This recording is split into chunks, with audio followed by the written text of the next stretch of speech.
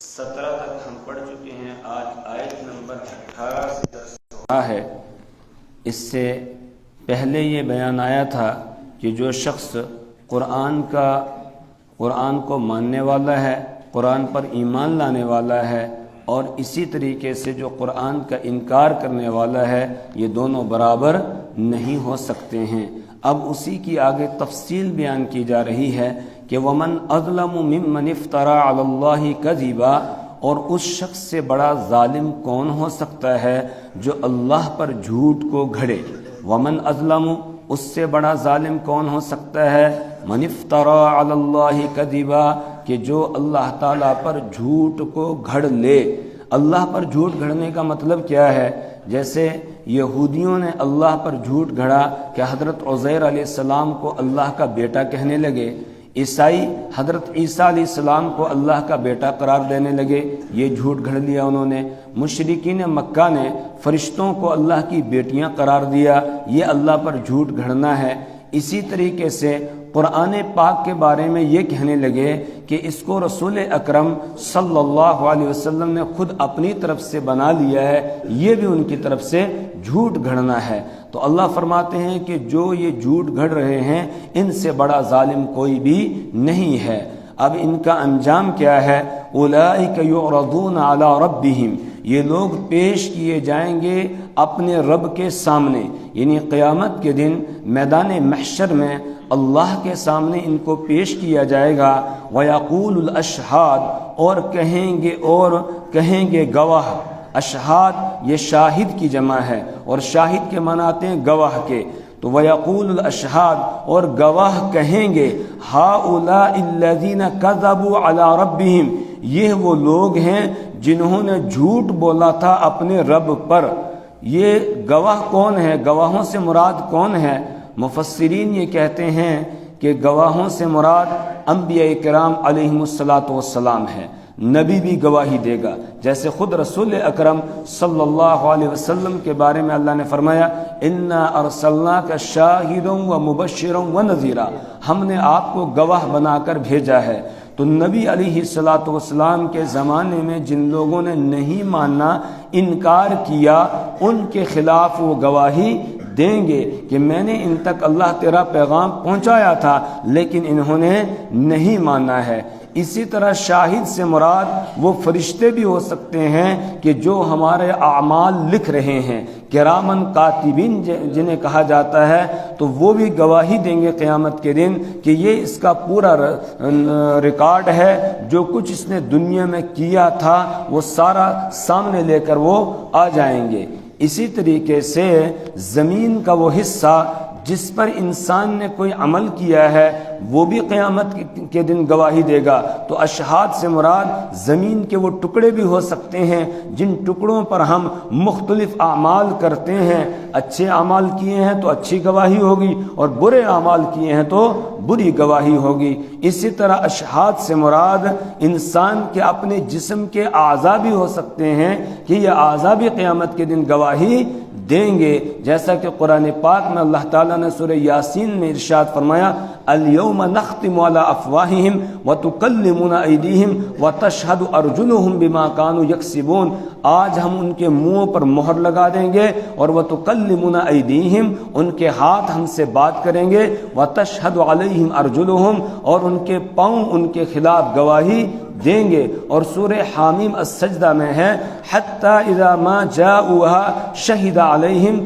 سمعہم وابصارہم وجلودہم بما کانوا یعملون، یہاں تک کہ قیامت کے دن جب یہ اللہ کے دربار میں آئیں گے تو شہد علیہم سمعہم وابصارہم وجلودہم بما کانوا یعملون، تو شہد علیہم سمعہم، ان کے کان گواہی دیں گے، وابصارہم، اور ان کی آنکھیں گواہی دیں گی، وجلودہم، اور ان کی کھال کا ایک ایک بال، ایک ایک حصہ گواہی دے گا قیامت کے دن اس چیز کی جو یہ اعمال کرتے تھے. اور پھر جب اس کے منہ سے مہر ہٹائی جائے گی تو اس وقت وقالوا لجلودہم لما شہدتم علینا، اپنی کھال کو مخاطب کر کے کہے گا کہ کیوں تم نے ہمارے خلاف گواہی دی لما شہدتم علینا قالوا انطقنا اللہ الذی انطق کل شیء، تو جسم کے اعضاء، ہاتھ، پاؤں، اسی طرح دیگر اعضاء، کان، آنکھیں وغیرہ سب جواب دیں گے آج ہمیں اس اللہ نے بولنے کی طاقت دی ہے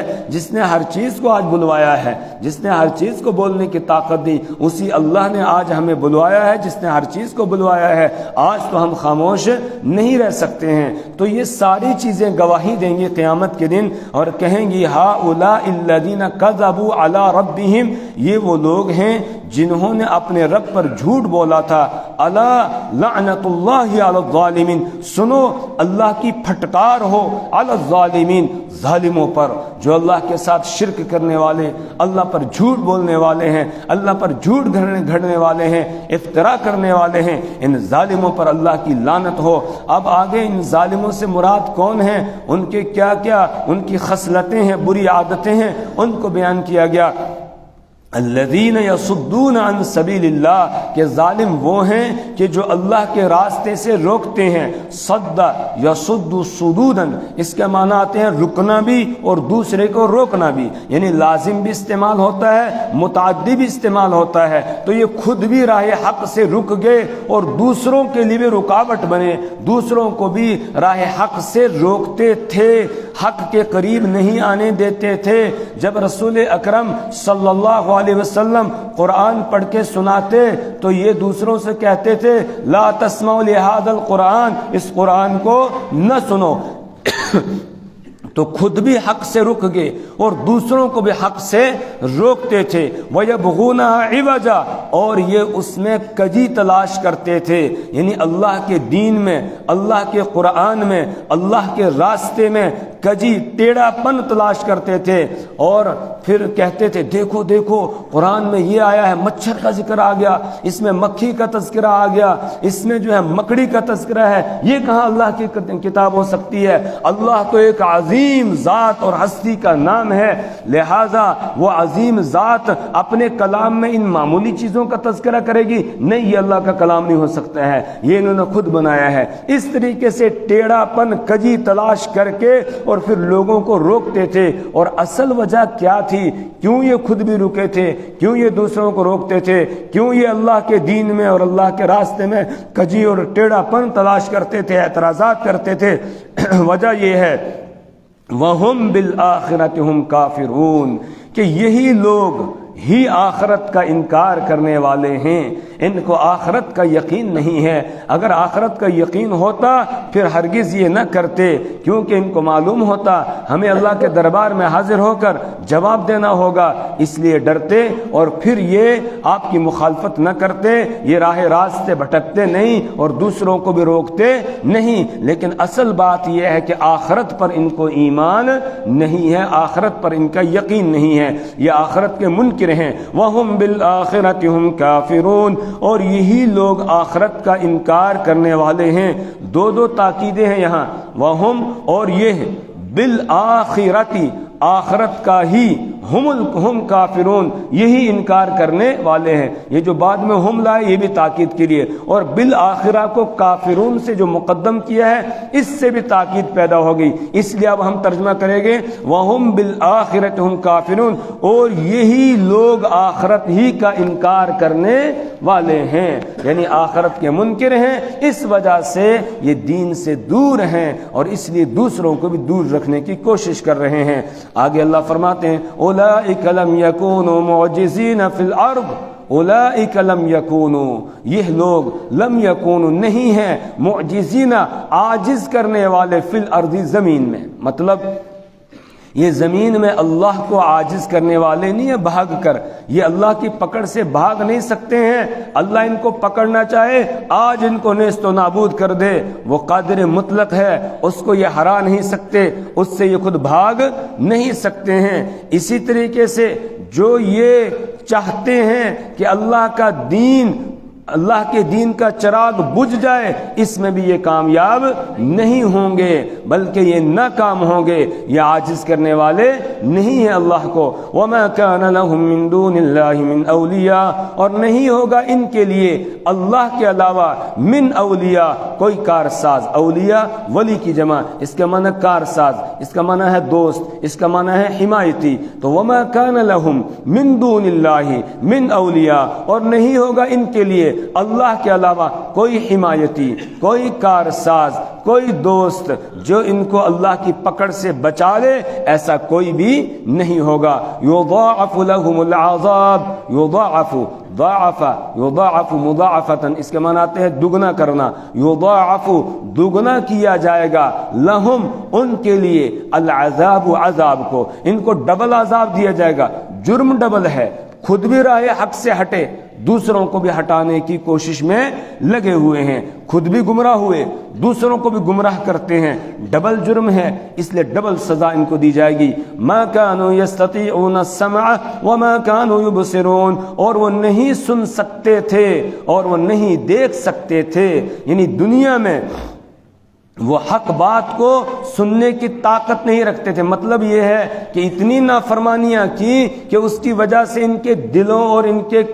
پر مہر لگ گئی، جس کی وجہ سے اب کانوں میں ڈاٹ لگ گئے اور آنکھوں پر پردے پڑ گئے، تو حق بات کو سن بھی نہیں سکتے تھے اور حق بات کو دیکھ بھی نہیں سکتے تھے۔ مطلب یہ سننا چاہتے ہی نہیں تھے اور دیکھنا چاہتے ہی نہیں تھے، اس وجہ سے ان کو یہ ڈبل عذاب دیا جا رہا ہے۔ ما كانوا يستطيعون السمع، اور وہ نہیں طاقت رکھتے تھے سننے کی، وما كانوا يبصرون، اور نہیں طاقت رکھتے تھے دیکھنے کی، اسی وجہ سے اب ان کو یہ ڈبل عذاب دیا جا رہا ہے۔ اولئک الذین خسروا انفسهم، یہ وہ لوگ ہیں جنہوں نے گھاٹے میں ڈال دیا انفسهم، اپنی جانوں کو، یہی وہ لوگ ہیں جنہوں نے گھاٹے میں ڈال دیا، نقصان میں ڈال دیا اپنی جانوں کو، کیونکہ جہنم کا ایندھن بنے یہ، تو اس سے بڑا نقصان اور کیا ہوگا۔ وضل عنهم ما كانوا يفترون، اور ان سے گم ہو گئے وہ جنہیں وہ گھڑتے تھے، یعنی جو معبودان باطلہ جن کو اللہ کے برابر قرار دیتے اور پھر ان کے نام کی دہائی دیتے تھے، ان کو اپنی حاجات اور مشکلات میں اللہ کو چھوڑ کے پکارا کرتے تھے، تو اللہ فرماتے ہیں کہ وہ سب کے سب ان سے غائب ہو گئے۔ آج کوئی کام نہیں آیا، نہ کسی کے کام لات آیا، نہ منات آیا، نہ عزا آیا، نہ حضرت عیسیٰ علیہ السلام ان کے کام آئے جن کو، جو حضرت عیسیٰ علیہ السلام کو اللہ کا بیٹا قرار دیتے تھے، نہ حضرت عزیر علیہ السلام ان کے کام آئے کہ جو ان کو اللہ کا بیٹا قرار دے کر ان کی پوجا کرتے تھے، نہ فرشتے مشرکین مکہ کے کچھ کام آئے جنہیں وہ اللہ کا شریک ٹھہراتے تھے، بلکہ فرشتے تو یوں کہیں گے کہ سبحانک، یہ اللہ تیری ذات پاک ہے، یہ ہماری عبادت نہیں کرتے تھے، بل کانوا یعبدون الجن، یہ تو شیطان کی عبادت کرتے تھے، اس کی پوجا کرتے تھے، ہماری عبادت کہاں کرتے تھے۔ تو جن کو بھی غیر اللہ کے علاوہ پکارا جاتا ہے وہ سب قیامت کے دن ان سے غائب ہو جائیں گے، ان کے مخالف ہوں گے، کوئی ان کا ساتھ نہیں دے گا، کوئی ان کے کام نہیں آئے گا۔ لا جرم انہم فی الآخرۃ هم الاخسرون، لا جرم کوئی شک نہیں ہے، لا جرم کوئی شک نہیں ہے۔ لا جرم کا جملہ جو ہے یہ کسی بات کے یقینی اور قطعی ہونے کو بتانے کے لیے آتا ہے، اس لیے اس کا ترجمہ ضرور بضرور بھی کیا جاتا ہے اور کوئی شک نہیں ہے یہ بھی ترجمہ کرتے ہیں۔ لا جرم کوئی شک نہیں اس بات میں، انہم فی الآخرۃ هم الاخسرون، کہ یہ لوگ آخرت میں بہت نقصان اٹھانے والے ہوں گے، یہی لوگ آخرت میں بہت نقصان اٹھانے والے ہوں گے۔ اخسرون، یہ اخسرو یعنی اس میں تفضیل کا صیغہ ہے جمع کا، تو یہ زیادہ نقصان اٹھانے والے ہوں گے کون؟ جو خود بھی گمراہ تھے اور دوسروں کو بھی گمراہ کرتے تھے۔ اب ان کے مقابلے میں دوسرا ایک گروہ ہے جو فرما برداری کرنے والا ہے، ان کے بارے میں بیان کیا جا رہا ہے، کیونکہ تتبین الاشیاء بازدادها، اشیاء ظاہر ہوتی ہیں اپنی ضد سے،